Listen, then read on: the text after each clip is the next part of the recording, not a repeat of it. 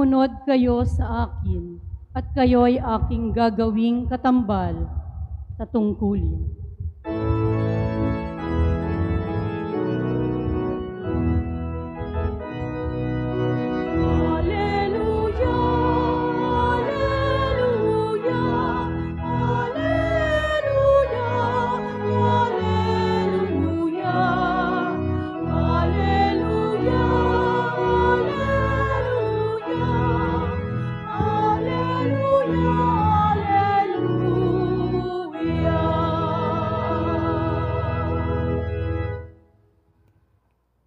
Sumainyo ang Panginoon. At sumainyo rin. Ang mabuting balita ng Panginoon ayon kay San Lucas. Papuri sa iyo, Panginoon.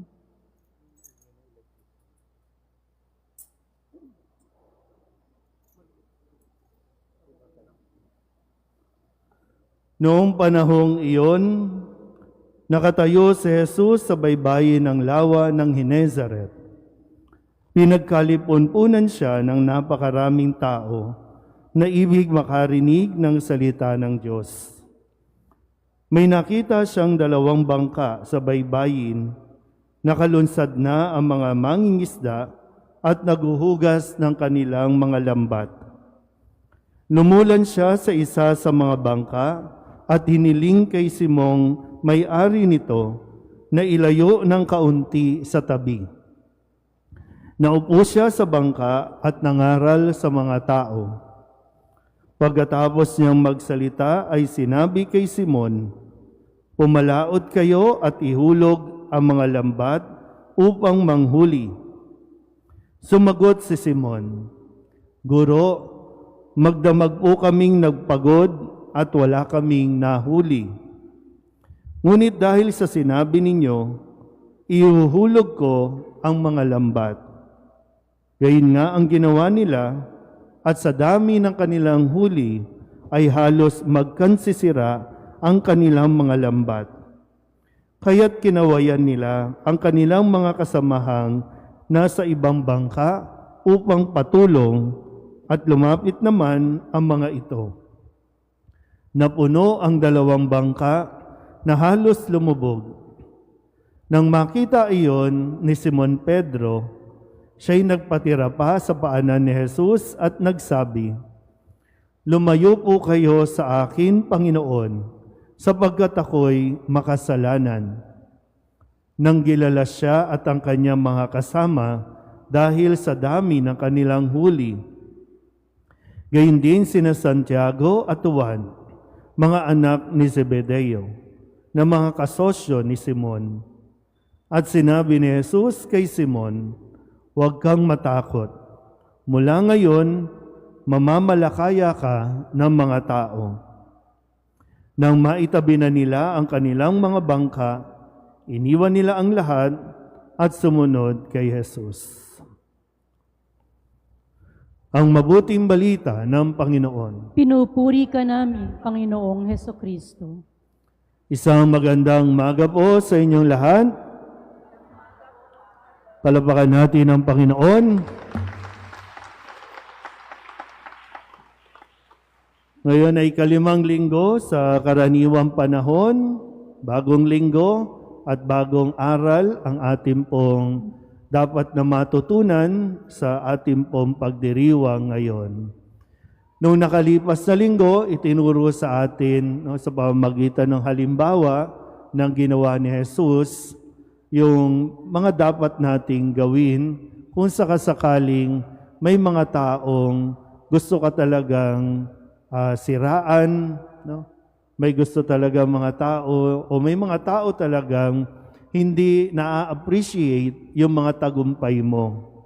Pero dun nga, no, sabi dun kasi, paano siya nakakagawa ng mga ganyang bagay? Kasi magaling si Jesus magsalita, marami na siyang na kukonvert, marami siyang natuturuan, pero sabi ng mga kababayan niya, paano niya nagagawa yan? Anak lang siya ng karpentero. At halos ipagtulakan na si Jesus sa bangin, pero anong ginawa ni Jesus? Umalis siya doon. Minsan, no, yung katotohanan din na umalis ka. Doon sa mga taong ayaw ka naman talagang tanggapin. Kung mga taong ayaw maniwala sa iyo, umalis ka. Kasi hindi ka uunlad, hindi ka tatagumpay kung bibigyan mo sila ng pagkakataon na pigilan kang lumago, pigilan kang magtagumpay. Hayaan mo silang maiwan sa likuran. Malinaw ba yon? Ngayong linggo, dalawang mahalagang katangian na dapat natin laging taglayin, yung bang maging way of life natin, dalawang katangian. Una ay yung humility. Sabihin nyo nga, humility. Yung pangalawa ay yung obedience. Sabihin nyo nga, parang hirap talaga tayo sa obedience, no? Kasi sinabi ko ulitin, ayaw magsalita, yan ang problema talaga, no? Kaya nga sa education system natin, iginigiit natin na bago mo turuan ng mga computer o kung ano-ano, turuan mo muna ng good manner and right conduct. Values muna. Kung paano makinig, kung paano magpakumbaba, kung paano sumunod. Kaya ngayon, ang mga nangyayari sa atin, awayan ng awayan, bangayan ng bangayan, kasi nakakalimutan nga natin at hindi na-develop sa atin yung pagiging mapagpakumbaba at pagiging masunurin. Ang isang taong mapagkumbaba, nakakatiyak din tayo dyan na yan ay magiging masunurin. At ang taong masunurin o obedient, yan ay nagtataglay ng humility o kapakumbabaan. Ulitin nyo nga ulit. Humility. Obedience. Yan. Sa mga pagbasa natin, ito yung matingkad kasi, no, na pagnilayan ko po. No? Sabi sa unang pagbasa, si Propeta Isaías, sabi niya, no, nang magpakita ang Panginoon sa kanya, nandoon nakita niya na siya ay hindi karapat-dapat. Siya ay marumi. Sabi niya, marumi ang aking mga labi. Pero naghahanap ang Panginoon ng magpapahayag ng salita ng Diyos. Pero nakita niya, hindi siya karapat-dapat. Pero ang ginawa ng Panginoon, nilagyan ng yung kanyang labi ng nagbabagang, ano ba ginamit doon? May ningas, no? At naging malinis si Isaías. At ang sabi niya, ako na lamang po ang inyong isugo.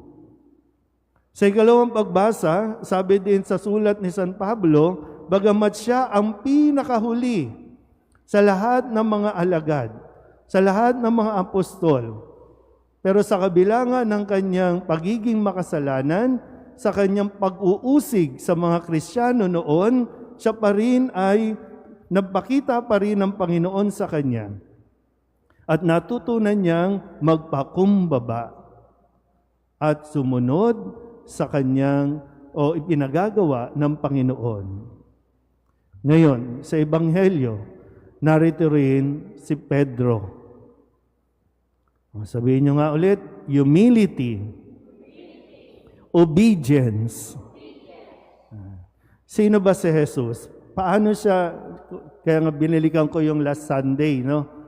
Ano ang pagtingin ng mga tao o ng ibang tao sa kanya? Siya ay isang karpentero lang. Yun ang kanyang trabaho. Doon siya expert, pagiging karpentero. Sino si Pedro at ang ilang mga alagad na nabanggit, si Santiago, si Juan at ang iba pa? Sila ay mga, anong trabaho nila? Mangingisda. At ang kwento, ang sabi po dito ay, magdamag na walang huli sina Pedro. Nandun na sila sa laot, nagliligpit na sila ng lambat, inaayos na nila ito, kasi nga magdamag na walang huli. Alam ng mga alagad na ito, alam nila kung anong oras, maraming isda, kung saan dapat sila mangisda. Umaga na po ito, ha? Tandaan nyo, umaga na ito. Kapag mas maliwanag, mas kalat ang isda. Nakukuha ba? Okay. Kaya, sabi ni Jesus, hiniram niya yung isang bangka habang siya ay nagtuturo. Pagkatapos yun, sinabi, siguro nakakapakinig na rin sila Pedro at ang ibang mga alagad habang nagsasalita si Kristo. At nang sabihin nga ni Kristo, Pedro, pumalaot kayo ulit. Ihulog ninyo ang inyong lambat. Trinay pa ni Pedro na magdamag na nga kaming ng huli. Wala ngang huli. Pero anong kasunod? Pero dahil sinabi mo, gagawin namin. Si Pedro, kasi halimbawa kung tayo, ilagay nyo ang sarili nyo sa posisyon ni Pedro. Kung ikaw ba si Pedro, ganun din ang magiging pagtugon mo sa sabi ni Kristo, na wala namang alam sa tubig, walang alam sa pangingisda. Kung ikaw ba si Pedro, ganun din ba ang sasabihin mo na, Lord, sige, dahil sinabi mo, sige po. Nakaligpit na yung mga lambat inayos nyo na. O ang kadalasan nagiging reaksyon natin, sino ka ba para turuan kami? Kami tong magaling. Kami tong eksperto. Magdamag na nga kami ng huli. Wala ngang huli. Tapos tuturuan mo kami, sasabihan mo kami, anong alam mo? Yung kadalasan na reaksyon natin. Pero dahil natutong magpakumbaba si Pedro, at naging obedient, kaya ayon, halos lumubog ang kanilang bangka sa dami ng kanilang huli, sa dami ng biyaya. Na magdamag nilang pinaghirapan, kahit anong galing nila, kahit anong eksperto nila, wala silang nahuli, pero dahil lang sa sinabi ni Jesus, na si Jesus na kayang magpapigil ng hangin, ng alon, kaya ang daming biyaya. Nagpatulong pa at ibinahagi ang mga biyayang ito sa iba. Di ba? So kung gusto natin na umasenso, kung gusto natin magtagumpay, kailangan nating matutunan, magpakumbaba at sumunod. Bakit nagkakagulo? Nagkakaaway-away sa loob ng tahanan? Kasi ang mga anak hirap sumunod.